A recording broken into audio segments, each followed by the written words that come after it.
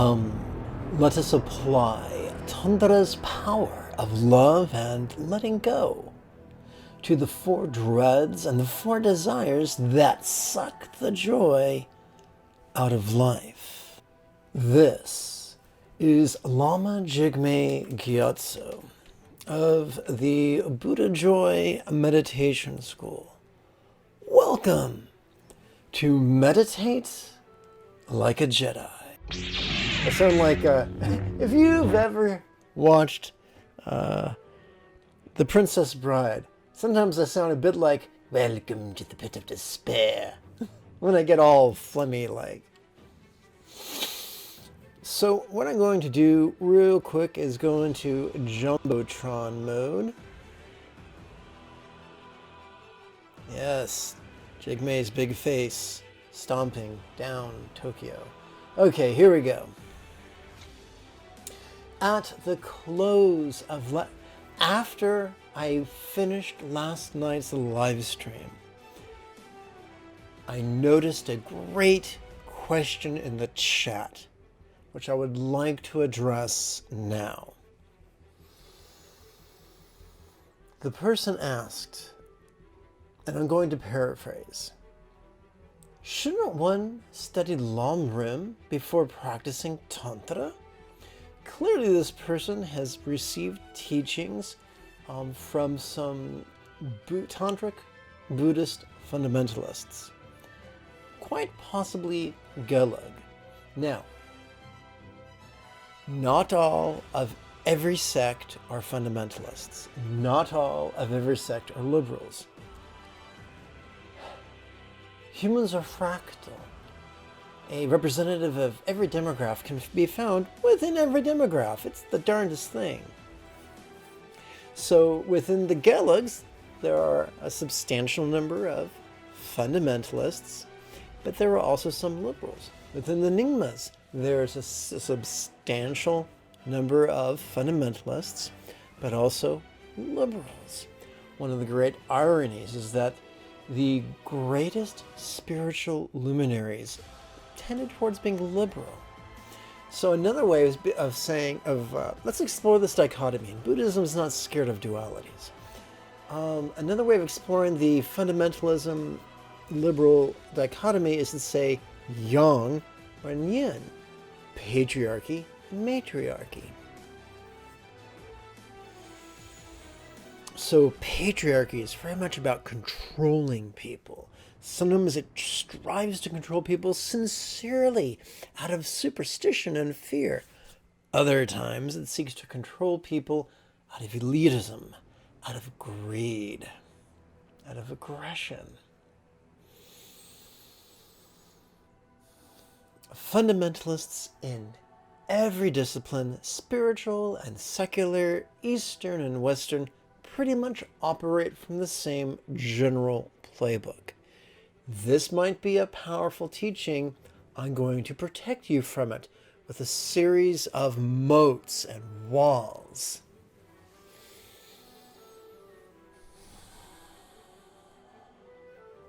Most likely that begins with people who are elitist and greedy and wish to not share power and wisdom, and therefore protect what they perceive as their position of power. But they are surrounded by well-meaning, innocent, dopey acolytes who just gobble what they say. And we see that around, we see a cult of personality in secular systems and spiritual systems around the world throughout time. It's just one of the flaws of humanity. So yes, there is a common teaching that one must not practice Tantra or until they do Ngondro, and one must not practice Ngondro until one studies Sutra, until one studies the 3 phases of the Lam Rim. However, when we look at the biographies of the great Mahasiddhas of India and Tibet, they did not study Lam Rim. They did not practice Ngondro. They did not practice sutric preliminary practices of spending countless hours, if not weeks and months and years, contemplating various stages of the path to enlightenment. They did not spend months and years cultivating vows and prayers and offerings and the like. They went straight to the practices of Maha-yoga and Anu-yoga and Ati-yoga. They went straight to the practices of Vajrayana and Mahamudra. Easy peasy lemon squeezy. I think we can all agree that the 14th Dalai Lama of Tibet is a member of the Gelug sect. He was trained by the Gelug sect. And yet he, when writing an introduction to the last meditation manual dictated by Patrul Rinpoche, and I keep twirling his R, I'm not supposed to. Tibetans don't like it when I twirl R's. I'm sorry, guys, I don't mean to. But the Indians got to me first. Now I twirl my R's. Sorry. But anyway, Patrul Rinpoche, as a very young man, wrote a text I have up there. I don't think you can see it, called Where's My Perfect Teacher? And it's very fundamentalist. It's a very, very, very old man. He wrote Our Treasure of the Enlightened Ones, which is profoundly liberal. In the Dalai Lama's introduction to this liberal meditation manual written at the end of a great saint's life, he said, this book teaches the complete path. That is huge. From the perspective of a Gelug, to say that a simple, concise, tantric meditation manual teaches the complete path is huge. One of the Dalai Lama's late tutors, Dilgo Khyentse Rinpoche, used to teach that Tantra is based on sutra with which it must never contradict. All the empowered, authentic sutric teachings are presented in the tantric teachings when they are taught correctly. Now, I'm going to say, will ruffle some feathers. The system that the Buddha taught was remarkably simple. It was so simple that the Buddha promised in the Satipatthana Sutta that one could accomplish full enlightenment within 7 years, or 7 quarters, or 7 months, or 7 fortnights, or 7 weeks, or even 7 days. The Buddha taught a very simple system. I began my journey on the Buddhist path working with well-meaning fundamentalist scholars who really, the best they are able to accomplish there is in Mahayana Buddhism something called the 10 Bodhisattva Bhumis. And I've never met a fundamentalist who ascended beyond the 3rd Bodhisattva Bhumi. It's the liberals who accomplish the 9th and the 10th and the 11th Bhumis. So I teach not from this perspective of, gee, what will the minions of orthodoxy like? I teach from the perspective, what was Buddha's intention? What has worked for me? What has worked for my students? Now, let's pretend, for ease of argumentation, let's pretend there were two types of teachers. One that is really empowered and one that's really impotent. The impotent teacher will say, trust me because I have credentials. Trust me because I have letters of recommendation. Trust me because I have, let's see, resume, credentials, and letters of recommendation. The Buddha described that as convention. And in the Sutta of the Kali Mazdi Lama, he taught that that is not how you recognize an authentic teaching or an authentic teacher. The Buddha taught that the only way to know, to really know, which teacher or which teaching to rely upon was by the results their teachings wrought in your life. So, for instance, if you go to a class and you learn a technique and you practice that technique every morning and every evening for 7 consecutive days, and then you engage your judgment and you notice your results, have you become more cranky and more fearful and more sorrowful? Then those teachings probably suck. If, however, you've become more peaceful and more loving and more joyful and more resilient and more resourceful, then perhaps you found a good teacher. That is the only test of the teachings. And any teacher who won't say, put my teachings to the test in the span of just 1 week, knows that his teachings are weak and impotent and flaccid. So I teach in the tradition of the great Buddhist yogis, of Saraha and Brahevajra, the founders respectively of the Mahamudra and the Dzogchen tradition. I hope, O he who asked the question at the end of last night's class, I hope this answer finds you, and I hope you find value and benefit from it. Now, let's get on with tonight's class. So I'm going to futz with the buttons on the screen. Let's see here. That should do it. And I'm going to, come on. There we go.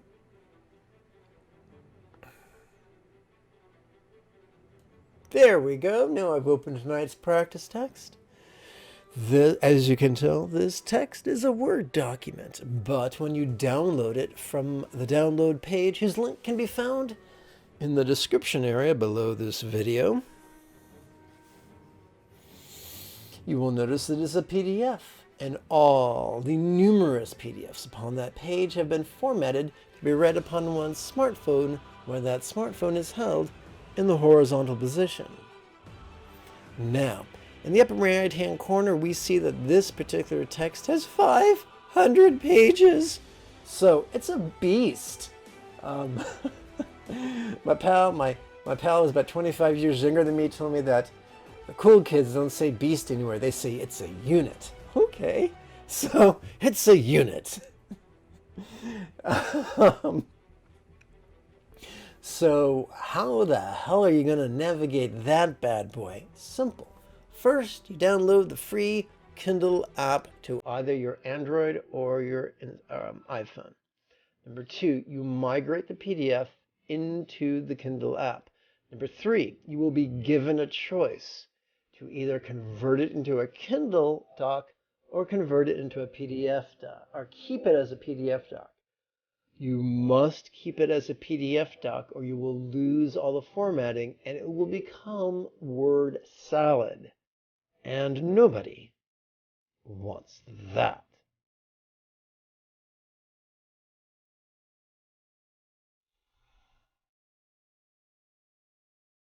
So after choosing PDF, you can then do 2 wonderful things with your Kindle app.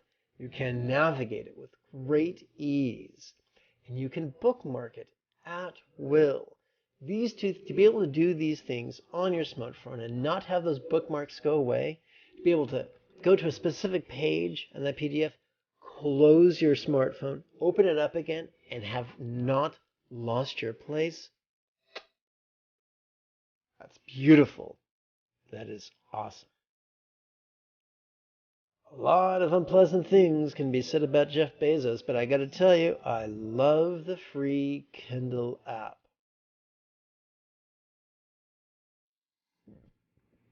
Gazing upon this page, we can infer that tonight is the 30th lesson, the conclusion of our month-long series, and it's just going to restart tomorrow in perpetuity, because teachers got to teach, and writers got to write, and Lamas got to lam. But the recommended reading from Tantra's Treasure of Raktatare is the 79th, or I should say, are the 79th through 83rd passages, which of course is available for free download. Now, let's get to tonight's text. And there she blows. This is Jigme's fourth yoga of silent concerns. No, silent concerns. That sounds like I'm worrying. That sounds like I'm watching too much news. What do I mean by silent concerns? Well, silent is opposed to mantra, and concerns is a shorthand for the 8 worldly concerns. The eight worldly concerns, as we see right here, which I shall now highlight for you, are wired into both our brainstem and our midbrain. They are venal, they are petty, they do not serve us very well in the contemporary world. And if we ignore them or indulge them, they will fuck our lives up big time. So the Buddha taught a way to courageously confront our venal impulses, our embarrassing tendencies, and to make peace with them. And not only make peace with them, but benefit from them, to allow their neurotic energies to fuel our compassion and our love and our wisdom of letting go. Now, we've already explored that in extensive detail in the first half of the series, but we explored it from the perspective of sutra, which means our primary tool of letting go was through analysis, through the 3 marks of reality, to view that which we were striving to let go through the lens of stress and strain and change and not self. Now, tonight, we're going to view it through the lens of Mahamudra. We're going to view it through the lens of the tantric practice of physical relaxation that leads to a mental release. Now, some people might say, I can't trust Tantra because it was just added on to the Buddha's teachings. And the answer is, no, it wasn't. The root of Mahamudra, the root of Dzogchen, is found in the 7 enlightenment factors taught in all 3 of the Buddha's meditation manuals, but sadly forgotten. And so one of the cool things about Tantra is it takes the Buddha's teachings that were forgotten or ignored or allowed to get dusty after being placed upon a high shelf, takes it off the shelf, blows off the dust, and applies it. But how's about a bit of context? I always teach with 2 students in mind, real or imagined. A senior student who's been coming to my classes day after day, month after month, year after year, and can quote me a book, chapter, and verse. Bless their hearts. So I try to keep it interesting for them. But on the other hand, it's only ethical for me to assume that there's going to be a certain percentage of people who watch my videos for whom this is not their first experience with me and with any other meditation instruction. And so I also paradoxically try to make the information comprehensible, both intellectually and viscerally, for people who cannot even spell the word meditation. So, even though this is the 30th lesson. Do not be daunted by this human muppet you see before you. So let's have a bit of context. We read up the heading, Circumstances, First Base of Mindfulness, which infers there are more than one base of mindfulness, which asks the questions, what's a base of mindfulness? Glad you asked.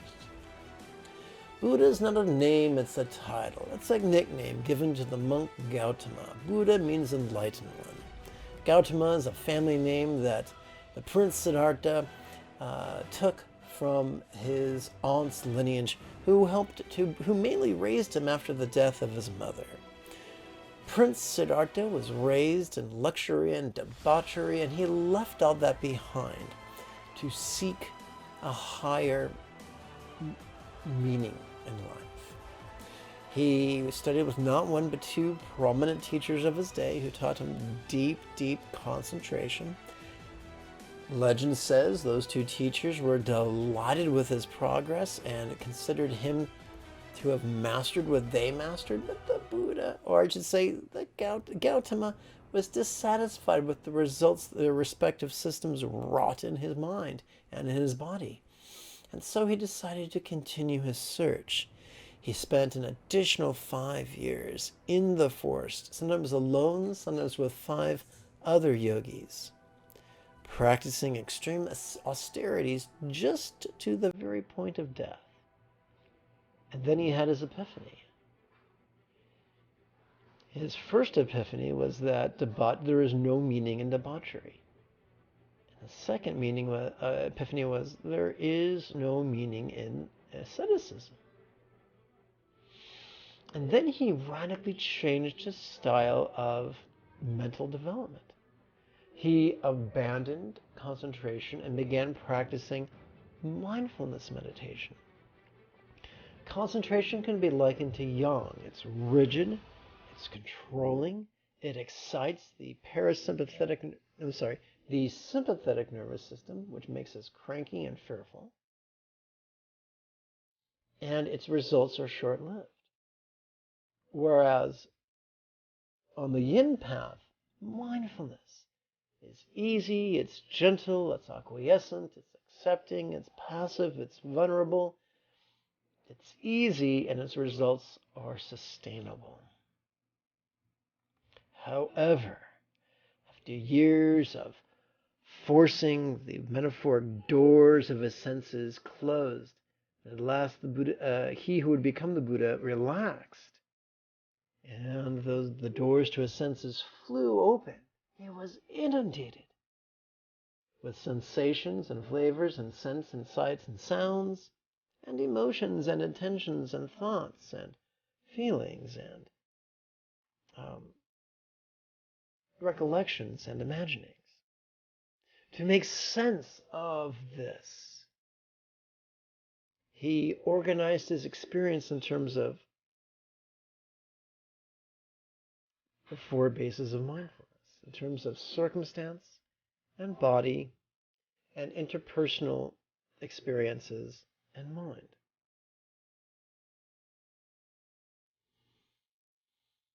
This became a cornerstone of the Buddha's teachings. Sometimes he used different sequences, but it's the same idea over and over again. He applied this to the anapanasati practice, the mindfulness with breathing practice. He applied this to the cultivation of love practice. And he applied this to the 8 worldly concerns practice, which we are concerning ourselves with tonight. So now that we have the lay of the land, we're going to organize all our meditations in terms of circumstances and bodies and interpersonal experiences and mind. Now that we know that, we can step over the threshold and start down the path.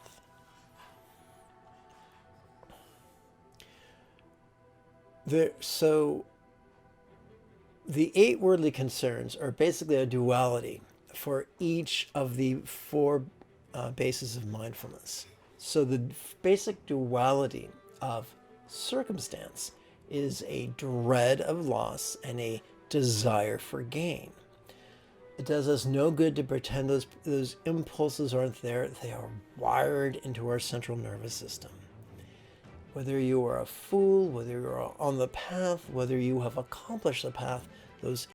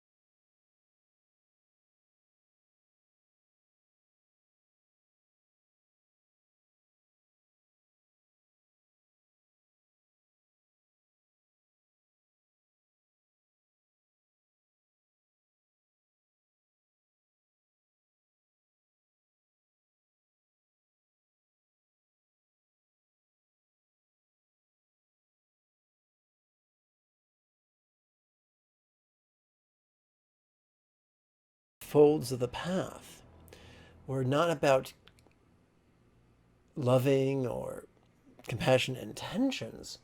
Oh no. They were about loving and compassionate behaviors, loving and compassionate communication, and loving and compassionate ways of practicing our vocation. So arguably, it could be reasoned that 3/4 of the Buddha's love teachings were not about intention, they were about our behavior. So if we are serious about becoming the happy campers that we were born to be, we got to take the love training seriously. Now, as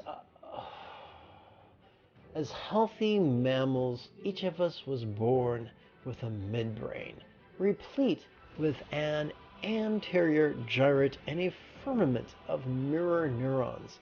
In other words, every healthy mammal is born to have empathy and to practice cooperation. If we don't, we've either have a birth defect or we've been conditioned out of it. But we can get conditioned back into it, and that. So if we were really super healthy, we wouldn't have to look for a reason to be loving or compassionate, because we're just wired to be that way. But since most of us have been indoctrinated into a society that punishes empathy and rewards cruelty, we can think of it this way. If humanity is to retreat from the precipice of its own destruction, whether that destruction comes from the military-industrial complex, or whether it comes from the industrial complex, whether it comes from nuclear winter or climate change, if humanity is going to avoid the rise of fascism and all its eventualities, we must move away from living in our brainstem of cruelty and competition, and identify with our midbrain of empathy and compassion and cooperation. The survival of our species is predicated upon that. The salvation of humanity will not come from the clouds. It comes from within each of us. Bible enthusiasts will recognize the quote from the Synoptic Gospels where Jesus is said to have taught that the kingdom of God is within you. And additionally, when we read the first epistle of John, we read of a dichotomy. They say that perfect love drives out fear. Christ rules in our heart when we are living a life of love and cooperation without any ulterior motives. And if you don't dig Christ, that's fine. Spirit or spirituality or enlightenment defines us, or sagehood defines us. When we have abandoned the tyranny of cruelty and competition and have become defined by cooperation and compassion. Now, let's talk turkey. Most of us are not Jeff Bezos. Most of us don't have the financial means to house and clothe and feed and educate and thus employ every human on the planet. Sorry, can't do it. No, not at all. But there's two simple choices we can make that can directly influence the health and well-being of not only hundreds, but thousands of other living beings on this planet. Thousands of other living beings who have brain stems just like ours, who want to live and not die just like us. Thousands of living beings who have midbrains profoundly similar to ours that just want to love and be loved just like us. What are those two things? Number one, we can cease to exploit, no less murder, other non-human animals for the sake of their meat and eggs and milk and bodily components and their talents. And number two, we can cease to pay others to do that for us with our consumer choices. But I'm saying is one of the easiest ways to practice love and to practice compassion is to choose a whole food vegan diet. Now, if that sounds daunting to you and you do not know how to do it deliciously or in a manner that is economical or in a manner that is healthy, then I've included in the information area below the video a link to my pal Mike Dearborn's channel on YouTube called Mike the Vegan. Go there. He will hook you up with all the information you need completely for free. He is scientifically literate. He has a wonderful sense of humor. You will laugh your ass off.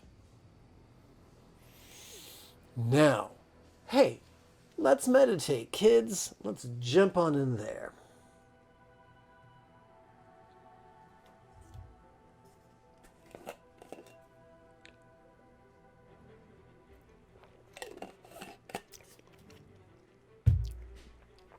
The heading infers that we will be bringing personal loss into the path of compassion. Sorry about that. On the left, we see contemplative notation, which is very much like musical notation that infers that when we notice our body breathing in, we shall silently and mentally recite soothe loss 4. And when we notice our body breathing out, we shall silently and mentally recite this here lot.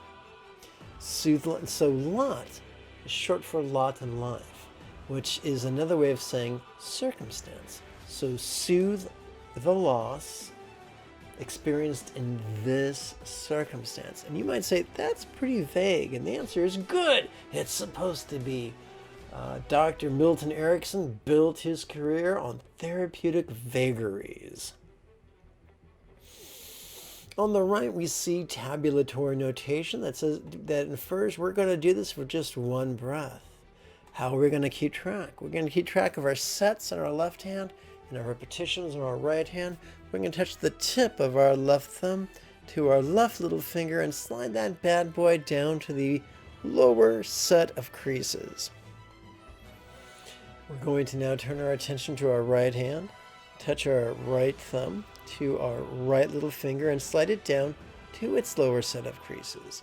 And we're going to do this contemplation for just one in breath and one out breath. And we call that a round. So we're going to go rapid fire. Let's go for it. Remember, we're simply intending. We're not lying to ourselves about what we feel. We're not pretending we're superheroes or wizards. Excuse me. We're just letting these words guide our intention. There are 4 scopes in the Buddhist teachings. We deal with 4 different scopes, and we can either think of it as like a clock on the schoolroom wall, where there's 1/4 of the earth, and then 1/2 of the earth, and then 3/4 of the earth, and then the entirety of the earth. Or we can think of it from the tantric perspective, where we focus on ourselves, and then our neighbors, and then our world, and then all worlds. We're going to use the latter. And you could say, dude, I don't want to focus on myself. I'll become selfish. And the answer is, don't worry. You're already selfish. We are already selfish. We are wired to be selfish. But we can use the momentum of our selfishness to feed our compassion. Don't take my word for it. Put it to the test. Practice with me right now. On the in-breath, silently and mentally recite, feed these words to your inner narrator, your inner Rod Serling. Soothe loss for this here lot. And now we turn our attention to our neighbors. Who are our neighbors? Wherever we go, any living being that we can perceive is our neighbor. Whether that living being walks or crawls or swims or flies, we perceive them. They are our neighbor. Yes, even snails. Okay, here we go. Soothe loss for neighbor's lots. Of course, now we're advancing our right thumb to our right little finger's middle set of creases.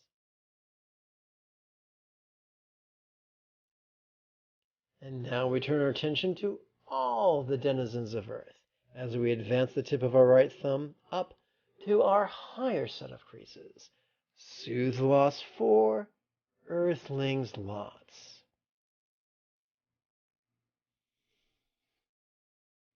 We conclude by sliding the tip of our right thumb up to the tip of it. Take 2. We conclude this by sliding the tip of our right thumb up our right little finger to its tip. Now that you know how to do this, I won't have to raise my hands quite so much. Soothe loss for all beings' lots.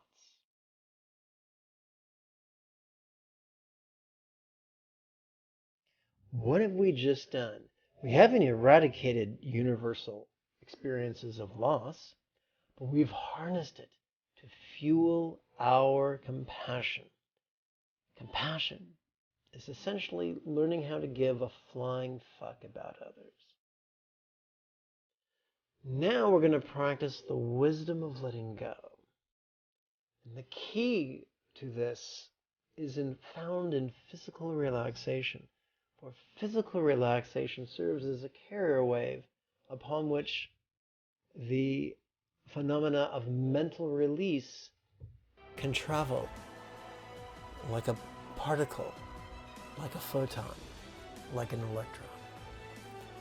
This here loss, relaxing. Let's count upon our right ring finger. Turn our attention to our neighbors.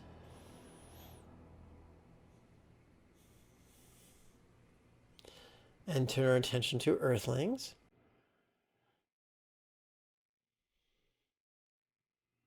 And now all beings.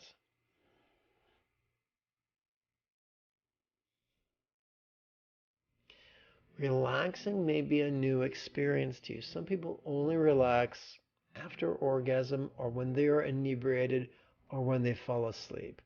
Some people never relax during the day, and learning to relax at will, especially when contemplating something that we dread, can be very counterintuitive, but profoundly liberating. So dread and desire are two sides of the same coin. The coin is circumstance. We've just dealt with one side of the coin, which is the dread of loss. Now we're going to play with the other side of the coin, which is the desire for gain. We're going to do pretty much the same thing. Wish gain 4, this here lot. We count on our right middle finger.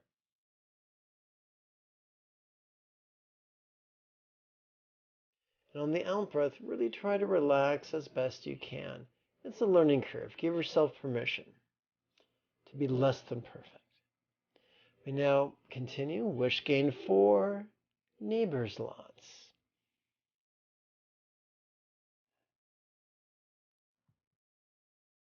Wish gain 4, earthlings lots.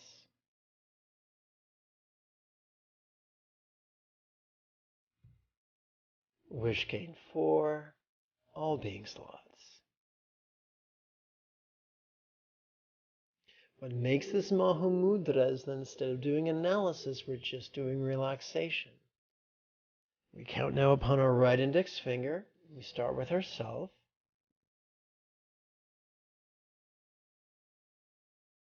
And then work on our neighbors.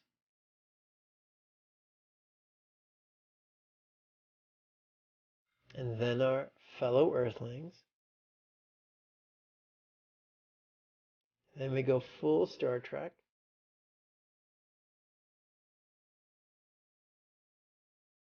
And now we're picking up speed. We've explored the first 2 of the 8 worldly concerns. Now that we have completed our work with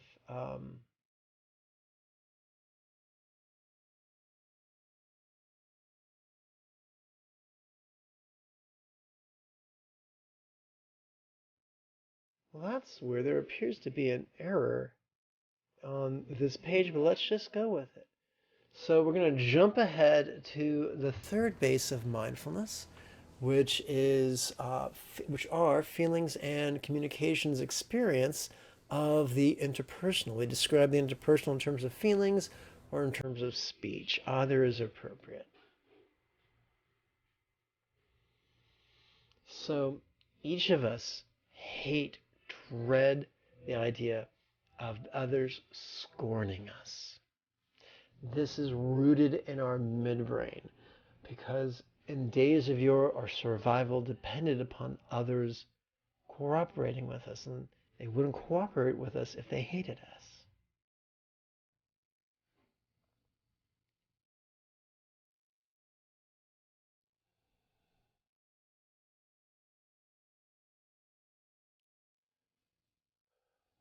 Let's touch the tip of our left thumb to our right little finger's higher set of creases. I'm not sure whether I accidentally deleted the second quarter of these teachings or if they just got shuffled. We'll find out.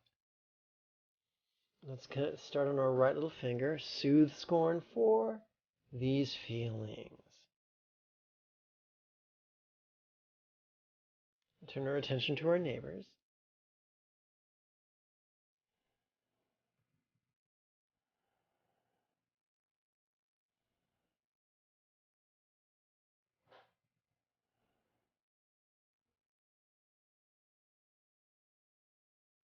And then we go into the letting go practice, which we will count upon our right ring finger.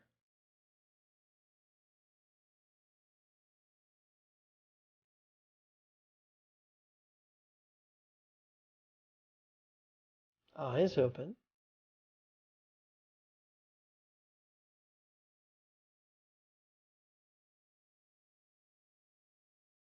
And now the opposite side of the coin of scorn is praise.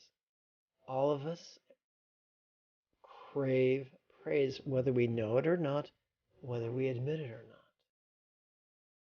Let's continue upon our right middle finger. Wish praise for these feelings, because it's our feelings that respond when other people praise us.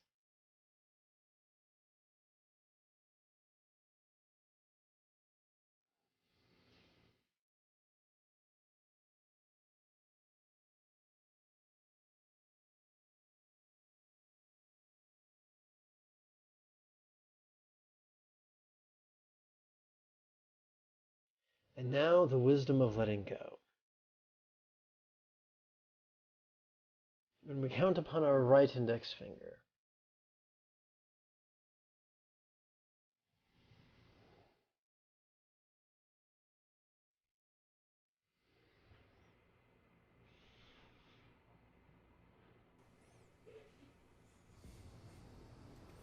it's easy to be torn apart by fear of not getting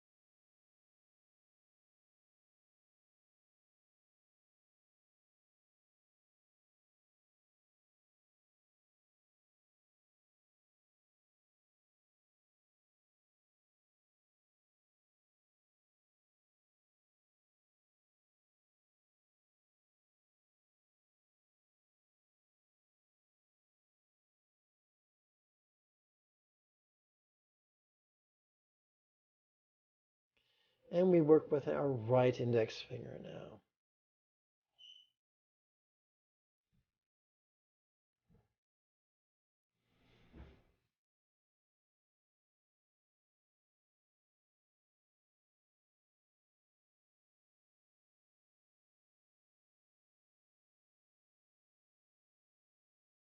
And we shall conclude with a spontaneous awareness meditation.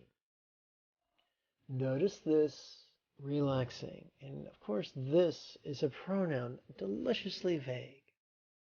It's not our job to control what we experience or to analyze what we experience or to label what we experience. It's just enough to non-conceptually notice it and relax while reciting, notice this, letting go. Notice this, relaxing. And we could notice our sensations, our flavors, our scents, or sights, or sounds. We could notice our emotions, or intentions, or thoughts, or memories, or fantasies. Let's play with this right now. We've run out of room on our left little finger, so now we're going to slide the tip of our left thumb over our left little finger until it comes to rest upon the higher knuckle. Not the higher set of creases, but the higher knuckle. Notice this, relaxing.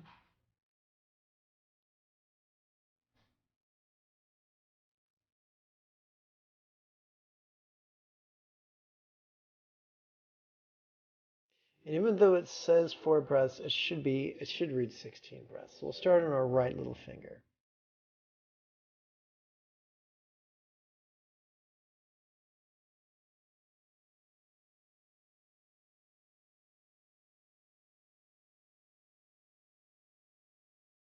And now our right ring finger. Notice this, relaxing.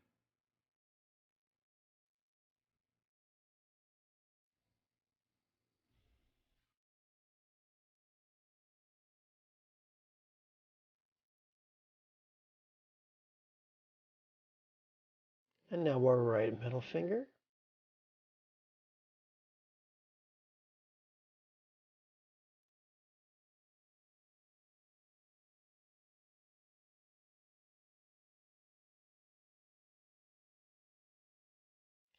And now our right index finger.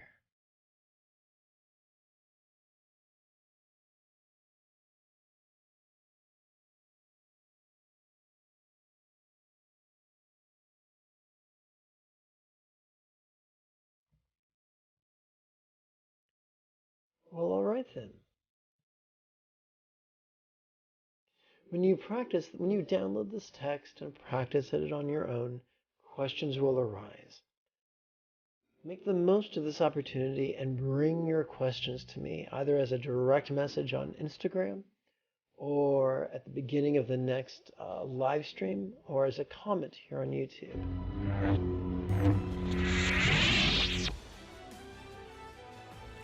If you have found value in these videos and live streams and podcasts and blog posts and class materials, numerous and free to download, then I invite you to consider supporting this channel on a monthly basis using the link in the description area below.